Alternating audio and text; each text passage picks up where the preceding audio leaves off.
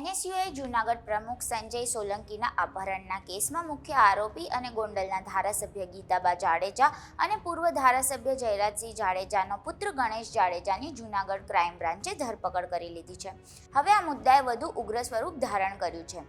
જૂનાગઢ અનુસૂચિત સમાજના પ્રમુખ અને ભોગ બનનાર સંજય સોલંકીના પિતા રાજુભાઈ સોલંકીએ મહારેલીની જાહેરાત કરી દીધી છે. ત્યારે આવતીકાલે એટલે કે 12 જૂને જૂનાગઢથી ગોંડલમાં દલિત સમાજની બાઇક રેલી કાઢવામાં આવશે. આ વિશે અનુસૂચિત જાતિના આગેવાન દેવદાન મુછડિયાએ શું કહ્યું તે જાણો. આપણા જૂનાગઢ જિલ્લા અનુસૂચિત જાતિ સમાજના પ્રમુખ ભાઈ શ્રી રાજુભાઈના દીકરા સંજય સોલંકી ઉપરનું અપહરણ અને જે હુમલાનો બનાવ બન્યો છે એના અનુસંધાને આપણે 12 તારીખે જે રેલીનું આયોજન કર્યું છે અને બાઇક રેલી લઈને આપણે ગોંડલ જવાનું છે.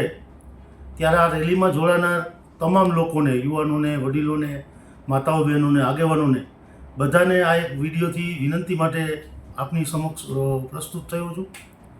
ત્યારે આપણું જે આ આંદોલન છે, આપણી જે આ લડાઈ છે એ કોઈ સમાજ સામેની લડાઈ નથી. આપણી આ લડાઈ છે એ કોઈ સરકાર સામેની લડાઈ નથી. આપણી આ લડાઈ છે એ કોઈ પોલીસ સામેની લડાઈ નથી. પોલીસે પણ વ્યવસ્થિત કામ કર્યું છે.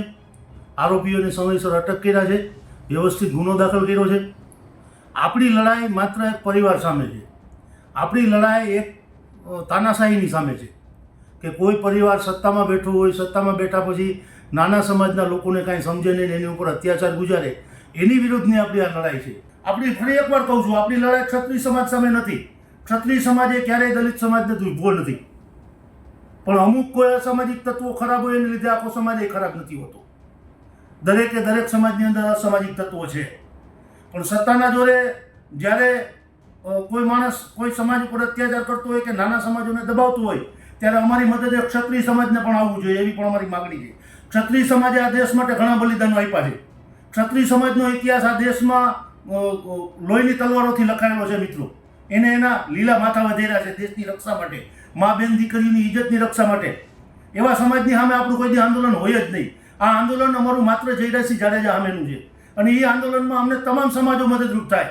અને ખાસ કરીને મારી ગોંડલના લોકોને વિનંતી છે કે અમે કોઈ તમારી સામે લડાઈ કરવા નથી આવતા. અમે માત્ર તમને જાગૃત કરવા આવીએ છીએ કે આઝાદીના 75-80 વર્ષ પછી પણ જો કોઈ સમુદાય કે કોઈ વ્યક્તિ છે એ સત્તાના જોરે તમારા ઉપર અન્યાય કે અત્યાચાર કરે તો આપણે ગુજરાતમાં જીવીએ છીએ. આ કોઈ એવું રાજ્ય નથી કે જ્યાં કાયદો અને વ્યવસ્થાના લીરા ઉઠતા હોય. એટલે ફરીથી એક વખત બધાને વિનંતી કરું છું કે આ કાર્યક્રમની અંદર બધા શાંતિ જાળવો, શિસ્તથી રહો અને વ્યવસ્થિત આપણું આયોજન થાય અને વ્યવસ્થિત રેલી પૂરી થાય ત્યાં સુધી બધા જોડાયેલા રહો એવી બધાને વિનંતી કરું છું. અને ક્યાંય પણ કોઈની ચૂક થતી હોય, કોઈની ભૂલ થતી હોય તો એકબીજા બાજુમાં બોલાવીને કહી દેજો કે ભાઈ તમારી આ ભૂલ થઈ છે, તમે સુધારી લો, આપણે સુધારી લેશું. બરાબર? આપણે જે આંદોલન લઈને નીકળ્યા છીએ મિત્રો, આ ન્યાય સામેના ન્યાયની લડત છે, સંઘર્ષની આ લડાઈ છે અને માનવતાની લડાઈ છે. આ કે એક નાના માણસની ન્યાય કેવી રીતે મળે એના માટેની લડાઈ છે. સરકાર પણ આપણી સાથે છે, પોલીસ પણ આપણી સાથે છે, પોલીસ પણ આપણી મિત્ર છે, પોલીસ સામે પણ આપણે કંઈ પ્રશ્ન નથી.